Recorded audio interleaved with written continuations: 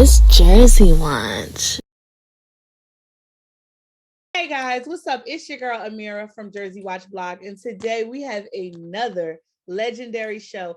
I'm sitting here with legendary Osei, who is way ahead of his time, and we're going to have another legendary show. So, Osei, how are you doing today? I'm doing great. How are you? I'm doing good. Thank you for coming on the platform. I really appreciate it. Of course. And I must say, you are the first Philly rapper that has been on this platform. So congratulations to you. Yes, it's a big accomplishment. I love when we can cross over the bridge and do some big things. Now, I understand you're from Philly. What part of Philly are you from? So I'm from Uptown, so that's like Mount Airy. If you're from Philly, you know where that is. People outside of Philly might call that Northwest. Nobody here calls it that. So don't call it that. Just call it Uptown. Okay, so being from Uptown, what's the swag like up there? Because I know North Philly, I know West Philly. What's the swag of Uptown? And if so, has being from Uptown inspired your music in any kind of way? um, I wouldn't say being from Uptown has inspired my music too much. Some of my friends or like some people who listen to my music will say that they can hear the Philly, like the kind of like I guess Philly accent or Philly twang to it, but I feel like my flow and my style is very different from the average Philly artist. I don't want to say average Philly artist, but the common Philly artist. Um, because I feel like I take on from a lot of different influences based off of who I listen to and who my dad listened to when I was younger. He listened to a lot of rock like Fishbone. Um, he was listening to Funkadelic, jazz, hip hop. Like it was a broad range. So I feel like my music has a broader spectrum than like Philly, if you know what I mean. But then again, Philly has so many different flavors. So yeah. Yes, even from the way they make their houses. I love that background that you're sitting in front of. Are you like home right now? Yes, this is a brick wall. Wow, that is just like so authentic, and you don't even have to do anything to it. It just looks so like brownstone-ish. That's like you only find that kind of stuff in Philly. They don't make houses like that over here in Jersey. So anytime I see that, I'm just like amazed at it. Now, you mentioned, some of your background a little bit. Let's dig deeper and, you know, get to know how you discovered your passion for music. And then when did you decide to actually go ahead and make, what you're doing a career? So, okay, so as a kid, I was always in church. My parents always kept me in church. Um, and being in the choir, I feel like definitely had an influence on me at an early age. I was in the choir for a while, and then after that, I tried to learn piano, and I did play the alto saxophone for about a year or two, but I ended up dropping it. I didn't really like it. Um, what else? I'm trying to think. Other than that, I think my music has mainly been influenced by who I listen to and what I listen to. Um, Taking it seriously, let me think. So when I was in high school, I always used to freestyle. Like I used to love freestyle. And I look back on it now and I was like, yeah, you sucked. But like, like that's how I see it now. I've gotten a lot better now. But um, I remember my friends would always say like you're good at freestyling. Like that was one of my strong suits. People always say like, oh, Say can freestyle. He's good at freestyling. And then when I met Deej, shout out Deej. Um, when I met him at Widener, which is where we went to college. So he was a year under me. So I met him my sophomore year through a mutual friend. So we had a class together, and I remember starting a conversation with him in class, and then he started kind of talking about how he does music or how he's been producing and rapping his pretty much his whole life. So I heard that, and I was like, well, I mean, we gotta link up, work on something. You know, he said he has had his own little setup in his room to record and things like that. So I was like, why not? So I went over his room to record, and I didn't have anything written, but I told him I was like, all right, I'm just gonna freestyle, and he was like, you sure? Like, are you sure? And he's like, you sure? I was like, yeah, like I'm just freestyling real quick. I just want to see what I can come up with. And he said, okay. And then he played the beat. He put the beat on, and I recorded and I freestyle, and I kept freestyling after the beat ended. And he looked at me, I remember his roommate, shout out James. He's another one of our close friends. They both looked at me and he was like, bro, like you have a gift. Like you got like you should definitely take this seriously. So getting that from him, hearing that from him, somebody who's been doing it their whole life and had people in their family who were doing it, and were already doing it at the level he was at such a young age, just being, just starting out college. He already had his whole setup and everything. To me, I had some friends who were doing it, but he had it at the, I guess, most optimal level to actually produce like music that sounded good, sounded high quality. Um, so yeah, working with him and hearing that from him definitely really made it click. Like I was always thinking. I remember I had talked to my parents before. I remember I was so scared to tell. I don't know why I was so scared to tell them, but I remember I couldn't say it to their face. So I texted it to my parents in a group chat, and I said I want to be a rapper when I was younger. This is when I was a lot younger, but I said I want to be a rapper. Blah blah blah. I want to be an artist. And they just said, okay, like we want to see you do it. Like okay. And back then it was more of a like I'm saying it, but I'm not really doing it. But when I got later in my life to that point where I met Deej, I was like, yeah, it's time to start taking it seriously, because I had written before. I had tried to produce before, but I hadn't really stuck with it. None of it was like really set in stone, wasn't really serious. I didn't have that, like, I feel like I had the passion. I just didn't know where to put it, like where to align it. But once that happened, that was pretty much raps. After that, I couldn't stop. Deej would tell you, I would call him all the time, be like, yo, I'm trying to come over record. And he's like, like, bro, you can't record every day, bro. He's like, bro, like I got stuff to do. Like I got people coming over. Like, come on, bro, we can't record every day. And I was like, nah, bro, like, all right, fine, that's fine. And then I would call him next day, be like, yo, you free to record? And he'd be like, bro, like, do you have anything written? I'll be like, no. He's like, no, bro.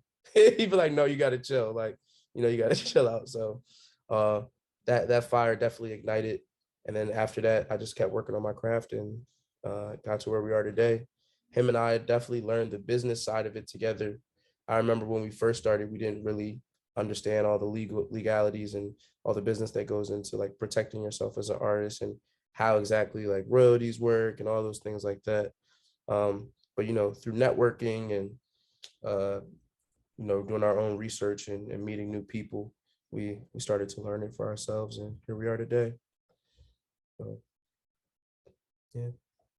Wow. So the power of friendship is definitely strong, especially as artists. It's a good thing when you have people who are in your crew or in your corner who you guys are all making sure that you're tightening each other's bolts and y'all making sure that if we're going to be doing this, then we're going to give it our all. We're going to learn the business. We're going to know, how to protect ourselves as artists. We're going to, stay productive and keep, staying the course with this. Like nobody's, falling behind. If somebody is, then we're gonna go back and get them and make sure that we all are thriving as a team. And I love, that you and Deej have that type of friendship. I know when I first met you guys, I instantly fell in love with how you guys are. You just bounce off of each other. Y'all bounce off of each other, and it was a great experience. It was good meeting you guys, and that's pretty much why we are here today talking. So let's talk about one of my favorite songs of yours, which is Danger and Tito's. Really, really love that piece. It reminds me of like taking a cruise down South Street and just, chilling and vibing and just, you're just like in this mindset. Everything else is going around you, but like I'm in this tunnel vision mindset. And I really love the flow of it. Just tell us a little bit more about the perspective and the concept that you have for this piece. So it's funny that you say tunnel vision mindset, because when I was writing the song and when I finished the song, that is the exact like kind of visual that I had for the the uh, the character of the song. Um, the theme of the song. So Danger and Tito's is named Danger and Tito's because one, Tito's was my favorite alcohol. So I still like Tito's. That's my favorite. Deej will tell you like whenever we go out, I'll get Tito's lemonade or something like that. Um, but the danger part of the title comes from basically knowing like you got to know your limits. Going out and partying is fine, it's cool, but when you start to use it to distract yourself from your responsibilities and any issues you may have going on in your life, then that's when the danger starts to affect you.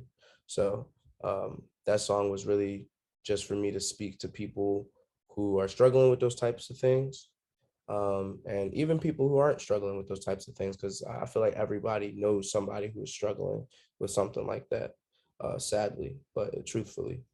Uh, so I like to make my music for everyone, and especially for people who are hurting and feel pain and things like that, because I feel those things and I felt those things before. So I like to express how I'm feeling, or express, I guess, a theme or a depiction of how they may be feeling.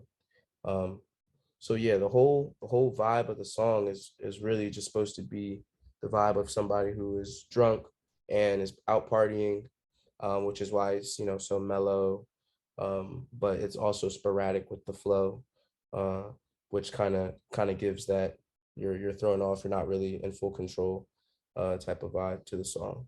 So yeah. Wow, that's dope because I definitely got that vibe when listening to it, especially the sporadic. You have this thing about you where you're like a natural wordsmith. You're just throwing out words, and if someone doesn't really study and analyze music, they're not going to catch it. It takes people to really sit down, look at the lyrics, and see what it is that you're writing. And I like the fact that you story tell with your music, and your flow is very eclectic. It's a better way of saying all over the place, but I love it because it's like you're never going to get the same thing. And that's how, like, especially independent artists, I love when they come out and they just try anything, any and everything, because not one, road is going to get you to success. So Mhm. when you've mastered or are perfecting all aspects of styles and, flows, that is amazing to me. And it shows that you have a very broad and a very wide range.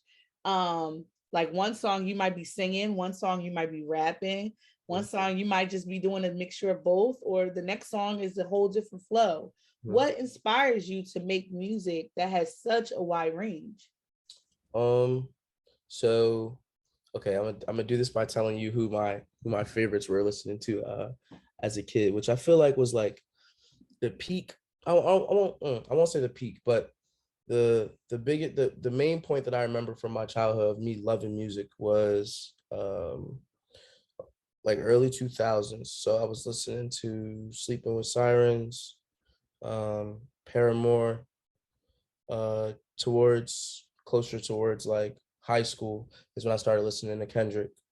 I remember, okay, so before middle school, I didn't really listen to hip hop as much. Like I did because my dad did, but I remember my mom only allowed me to listen to Radio Disney. So I was literally listening to like the little Radio Disney boy bands and things like that at first. And then I really started to get into real rock music. I won't say real rock music, but more, I guess, more gritty rock music. Uh, Paramore, Sleeping with Sirens, Panic at the Disco, those were like my favorites. Um, and more recently, I would say XXX Tentacion, RIP to X, Juice WRLD, RIP to Juice, um, and Trippie Redd. I would say those are definitely my biggest influences, because of my love for rock. I loved rock music before hip hop became my passion. Once hip hop came into my life, it definitely took over everything else though. But in my I would say in my newer music that I have coming up, you will hear more rock influences, which I'm excited to show. Before we get there, because we're going to talk about some of your new Okay. music. I cannot wait. Tell me, I have a golden question for you. Mhm. How important would you say that your music, or how important is it for your music to leave a positive impact on the world? So that's like the whole reason for me for me doing music is to leave a positive impact, um to let people know that it's okay to feel a certain way, it's okay to express those things, and that it's okay for it to feel that intense to where you feel like you may not have control over what you say or do, because it's real. Like people feel that way. These are things that happen. Obviously, you know, regulate those things. And if you need help, you should get help for those things. But I like people to feel welcomed and not judged, because I feel like I was judged a lot in my life. I used to get bullied a lot, all the way up through, I would say, all the way from kindergarten to like high school, all the way through high school. So that definitely shaped me into the strong person I am today, though. So I would definitely say that's a big reason why I make music the way I do, internalizing those things and turning it into something positive. It's sort of like a way of healing in a sense, I guess, if you think about it. Um, but yeah, so that making people feel better, or making people feel not alone, like they like somebody else feels them, or just making people feel good, energetic, hype, uh like you want to jump through the roof, things like that. I love being able to have that effect on people, to change how they feel and make them feel better, or make them feel welcome. So yes, putting out music that leaves a positive impact is probably um my biggest drive. Wow, I love that. And thank you for being transparent about, you know, being bullied. I know it's a bold step to come into a genre of music like this that already has a stereotype, and then being different, choosing to be different. Yeah. Um, it's a bold step, and it shows who you are as an artist, and it shows your passion for music, and the fact that you haven't allowed, you know, what others, you know, might not be comfortable with. You know, some people aren't comfortable with breaking the parameters of, you know, a certain system. So for you to take a, you know, bold step to do so for yourself, that just shows, you know, the stamina that you have as an artist. Mm. Now let's talk about another one of my favorites, Lost. I want to know your perspective on that song. And for fans who love to analyze pieces, what is the meaning behind the lyrics of that piece? So Lost, Lost is also produced and written by me. Um, so the time I wrote Lost, this was probably not too long. Was it maybe a year after COVID started? So I was like stuck in the house all the time, wasn't really seeing too many people. I would see like a few of my friends here and there when we would decide to meet up, but my family was really serious about COVID and keeping everybody safe. So it wasn't really too much going out, things like that. Um, so I had a lot of time to think. And as I was trying to apply for jobs and trying to find myself as an artist, it was a lot going on. I felt like mentally, I felt like I was lost. Like I felt like I didn't know, is this music thing really for me? Is this going to work out? Should I focus on just getting a job in my field, what I got my degree for? You know, should I work towards that? And I have my family telling me, oh, you should do one thing, and then my friends telling me, oh, you should do another thing, and I'm telling me, like, I know what I'm doing. This is what I'm going to do. So Lost is basically me arguing with the the other opinions in my life, whether that be family, friends, loved ones, or myself.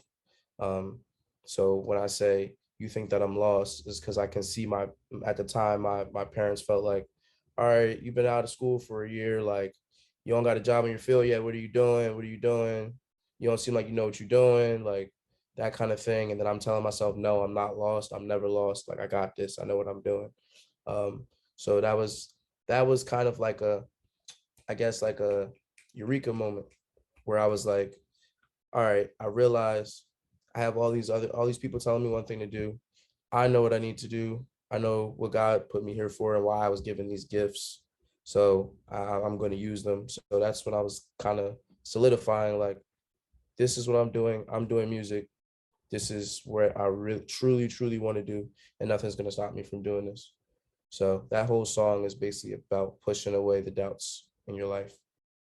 And it goes for, people who are younger, older, especially people at my age, though. It definitely was geared more towards the, like, at the time, I think I was 22 when I made that song. So I'm 23 now, but I'll be 24 next month. But So trying to think. Yeah, especially at that point in your life, it's like you're just coming out at like your life is really just beginning. It's truly just beginning. Like you like, all right, you're at the point where all right, it's time to get out of mom and dad's house. It's time to get your own place. It's time to go get your own job. Like this is the real world now. You don't have that um nest mentality anymore. Like it's time to jump off the porch. So it kind of was mainly for that for people around my age who are kind of feeling like they don't know what they're doing or where they're going to basically reassure themselves. Wow. And at 23, 24, you have such a lot of wisdom that you have to offer. Now, what I want to know is what are you currently working on at the moment? Because we're ready for some new music. The summertime, listen, we got so many local artists who are about to release a plethora of good music. We Mhm. have mainstream artists, Chris Brown, Nicki Minaj. Mhm. I even hear Lil Wayne. You know, there are so many, this is a revolutionary time for music. So Mhm. I want to know, the blog wants to know, our supporters, our watchers, our viewers want to know, what do you have on your plate at the moment? So on my plate at the moment, um, there's this song called "Who Are We," and that song is scheduled to come out next month along with a music video.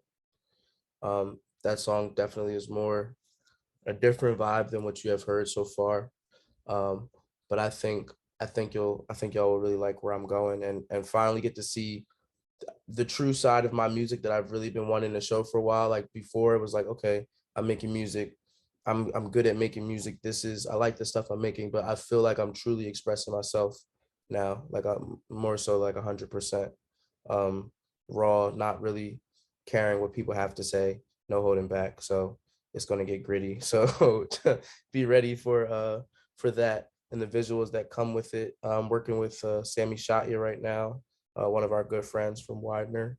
Um, he has been doing videos for Deej and a few other underground artists and some other companies. So go check out some of his work. Oh, he also did a Little Goodies video, another one of our members of Everything Neon. So we're currently working on that right now. We're trying to, storyboard and get all that together. What else do we have? I've been working with a lot of different artists and a lot of different producers. So I would say this is probably right now, this is probably the hardest or the busiest I've been in a little while. Um, I'm doing production for a few artists as well right now. Some other underground artists who I met out in New York when I performed there last month. And I've been working with Deej more often now. He's a little more busy since since getting signed, a little more busy. But as of right now, we're working on some more stuff. I'm supposed to see him this week. Supposed to go to the studio this week, and there are I'm trying to think. Blaze Ghost. So that is another artist who I've been working with recently from the Philly area. Shout out to him. We worked on a song. Song is done, but I think we're gonna work on a good bit more together. So look out for that. I don't have any set dates, but that could be pretty soon. So be on the lookout for my features with him. So yeah, but working on a lot of features right now. I don't know when those are gonna come out, but I've been working on a lot of features. So I'm really trying to network and work with as many people as I can. That was one of my big goals for this year, um, to branch myself out, build my network. Wow. So I'm definitely congratulations on a productive year so far, and the stuff that you're doing. I definitely can't wait. I can't wait to hear some of those features, and I definitely can't wait to see some visuals going. So, what would you say in your career so far would be one of your biggest highlights or a highlight in your career that stands out to you and inspires you to keep going? Um, I'll be honest, the show in Queens last month was really inspirational for me. Uh, it was on Easter weekend, so it was rough. Everybody wasn't able to come. I drove 2 hours all the way to New York and back by myself. So that was interesting, because I remember during the week before, a few people said they would be able to come, and then it was like, oh, it's Easter weekend, fam, got to be with the fam, da da da. So I was like, all right, this might be a solo mission. So that's actually probably the first time I'm going to perform also solo. And it being in a completely different state was cool. I was invited out there to perform, and I met a few cool artists out there and a lot of different creatives, producers, designers, graphic designers, you name it, they had it there. And when I went to perform, I remember I remember how the room felt before, and I remember how the room felt right after I performed. And when I started performing, I started a little mosh pit, but they made me stop. They made me stop the mosh pit because the guy in the front, the one who invited me, actually, he was on crutches, and I forgot. I wasn't really paying attention when I started performing, so he pushed me back on stage. And after it was over, he said, "That was fire, man. But like, you trying to kill me? Like, what you trying to kill me?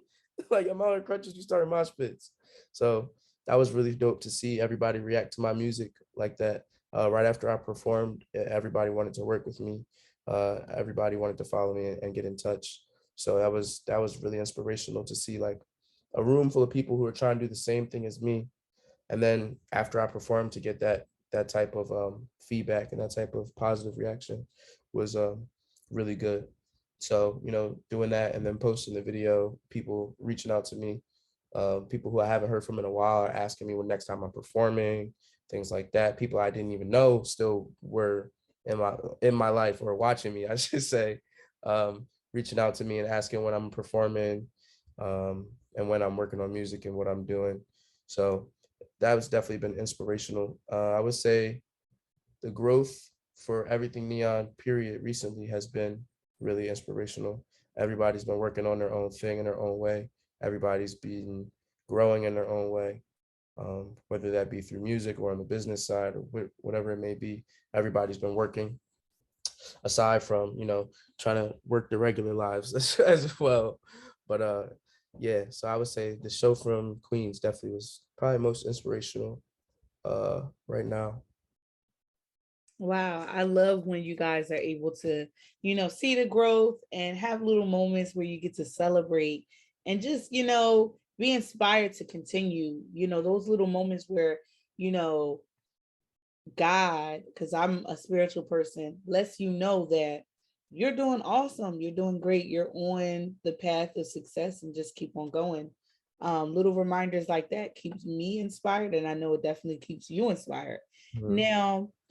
Now, before we go, because we're about to wrap up, we have to drop some game to our NJ Indies who watch Amirah's conversations. We look out for them. We try to give them as much game as possible. Where you're at in your career right now, what is some game that you can give other local indies who are watching you succeed and go far and, continue to be motivated and inspired to do what you're doing? What is some crucial game and tips that you can give them so that they can be as successful? Um, I think number one, being true to yourself is the most important thing. That's first and foremost. You have to stay true to yourself. A lot of people nowadays, especially in hip hop, are trying to recreate a sound that they like, or recreate a sound that they heard from somebody else, and they 9 times out of 10 they don't perform nearly as well. So stay true to yourself. Create what you want to create, what you think sounds good, not what other people think sounds good. Um, and also make sure you have your legal stuff together. If you don't know what that entails, you know, go on YouTube. If you have an OG who is in the game and can help you, or somebody, some sort of mentor you can look up to help you with this music thing, definitely talk to them and pick their thoughts, because that would definitely help you grow a lot faster and a lot better, I would say. Also, don't be too cocky. Too many artists nowadays are, I'm hot, I'm him, I don't want to work with nobody, nobody's on my level, I'm gonna do it on my own, I'm gonna get it by myself, ain't nobody gonna help me, I'm gonna do this all on my own. Like, that's a cool mindset to have to a certain extent. Like, when you're in the booth, okay, that's fine, but like, you have to network, you need to have a team to do all these things. These mainstream artists have hundreds of people behind them that are pushing their music in many ways through ads, visuals, um, SoundCloud, Apple Music, Spotify, wherever it may be, bloggers like yourself, things like that. You know, like there's so many people who are working to give you the end product that you see on Instagram or YouTube or BET. So don't be afraid to network. Networking is that's what's going to make you get it. That's what's going to get you there. You're not going to get there by working with the same people or working on your own. So definitely branch out. Yeah, that's some game for y'all. That's what that's what I got for today. Wow. So I definitely appreciate that game. And, I love when an artist can go through whatever they've gone through, learn some lessons, go through the trenches, and still have enough humbleness to, drop games. It lets me know that you guys aren't in competition with no one other than your yesterday self. You're trying to be better than what you were yesterday. And I thank you. Our subscribers, they appreciate every time you guys drop that knowledge because it helps them, avoid a gray area that they may have overlooked. So we're about to wrap up. Where can our subscribers follow you and listen to your music? So for my music, Ose is spelled O money sign EI. You can search that on any streaming platform. I'm on all streaming platforms. And for my Instagram, it is Neon OSEI. You can follow me on Instagram at Neon OSEI. Definitely shoot me a follow, tap in. Anybody who wants to reach out, feel free to reach out. I'm always open to talk. So Wow. So it has been another legendary show with Osei, one of my favorites, Philly rappers. He is new to this platform. Again, thank you, Osei, for coming and dropping game and talking to us and sharing some of your experiences to our NJ Indies who watch the platform. Like I said, guys, my name is Amirah Kane from Jersey Watch Blog. You can follow me on Instagram at amirah.noi and subscribe to our channel. Like this video if you heard something that was knowledgeable and that you can relate to, and leave a comment to let us know how you like this video. Once again, it's been a great show. Thank you, Osei, for coming through. Is there anything you would like to say before we go? Be on the lookout for my new music. I have a new song dropping next month with a visual with it. So be on the lookout for that. And just be on the lookout for what everything Neon is doing. We have a lot of stuff up our sleeve. I can't share with y'all just yet. So be on the lookout. Stay tuned. All right, guys, you heard it here first, exclusively on Jersey Watch. Peace.